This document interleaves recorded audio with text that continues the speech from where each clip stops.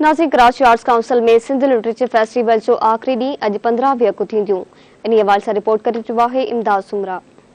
जी बिल्कुल नाज़रीन, असां हिन वक्त कराची जे आर्ट्स काउंसिल में पिण मौजूद आहियूं, जॾहिं त सिंध अदबी मेले जो अॼु जेको आहे टियों ॾींहुं ऐं आख़िरी ॾींहुं आहे। जॾहिं त अॼु सिंध अदबी मेले में 15 सेशन रखियल आहिनि।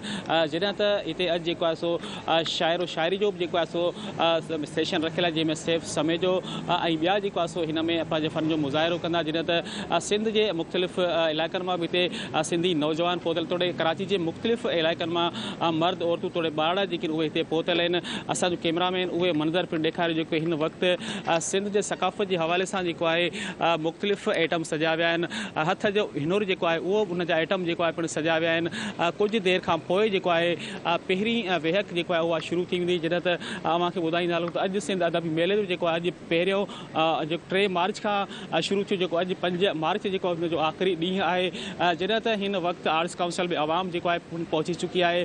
अॼु 15 सेशन रखियल आहिनि, जेकी जंहिंमें मुख़्तलिफ़ पिणु वेहकूं थींदियूं। ऐं हिन वक़्तु जेको आहे कराची जे आर्ट्स काउंसिल में आवाम पिणु पहुची चुकी आहे।